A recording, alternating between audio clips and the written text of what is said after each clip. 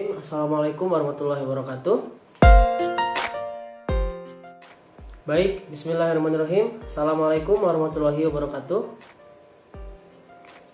Nah, gimana adik-adik, kabarnya sehat?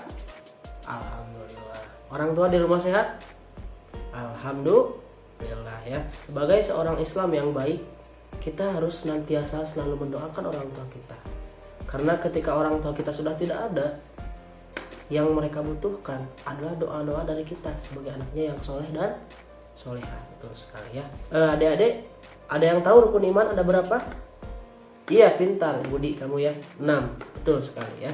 Nah, adik-adik, insya Allah hari ini kita akan sama-sama membahas tentang qada dan qadar atau salah satu rukun iman yang nomor 6 ya. Nah, di sini Bapak punya ini, tahu ini?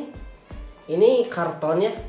Terus ini kardus, ini ada pengertian qada ya, dan ini adalah pengertian qadar ya. Nah, Bapak jelaskan satu persatu. Di sini adalah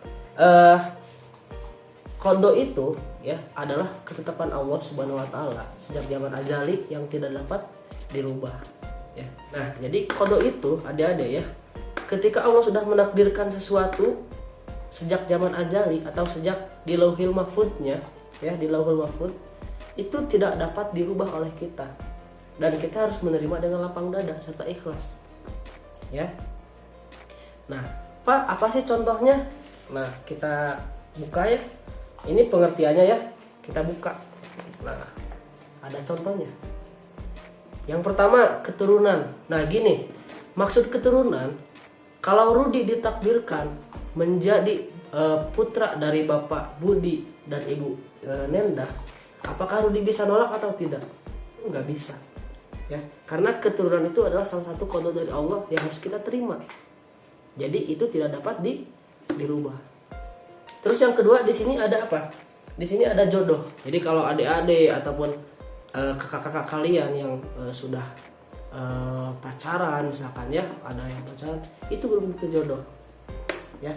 Karena jodoh itu sudah ada di tangan Allah ya, seperti itu. Dan kita tidak tahu siapa jodoh kita. Makanya dalam hadis menyebutkan kalau kita suka kepada orang sewajarnya saja, kalau kita membenci kepada orang sewajarnya juga ya. Terus yang ketiga di sini ada mati. Ini sudah pasti ya adik-adik ya. Jadi ketika seseorang mempunyai batas kehidupannya masing-masing atau disebut dengan mati, itu tidak bisa ditolak dan sudah ditetapkan oleh Allah di Lauhul Mahfudz dan tidak dapat dirubah ya. Terus yang terakhir contohnya adalah kiamat ya.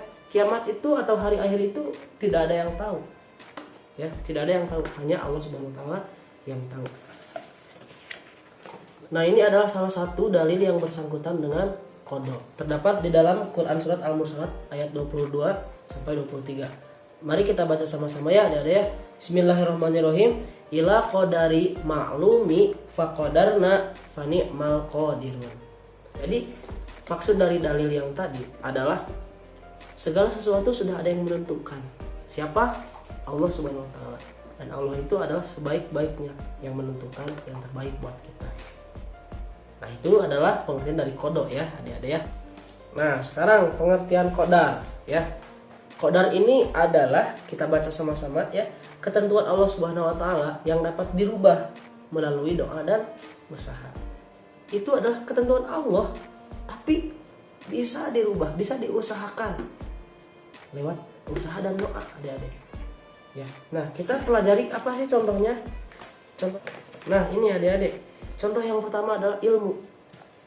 Nah, Bapak mau nanya nih, adik-adik pas masuk kelas 1 SD langsung bisa baca enggak? Ada yang bisa, ada yang enggak. Adik-adik usaha, belajar, sedangkan ibu kalian atau orang tua adik-adik di rumah mendoakan supaya anaknya menjadi pintar.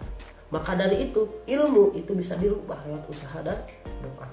Nah, dan terakhir di sini ada salah satu dalil ya mengenai qadar. Adik-adik, kita bacakan sama-sama lagi. Bismillahirrahmanirrahim. Innallaha la yughayyiru ma biqaumin hatta yughayyiru ma bi anfusihim.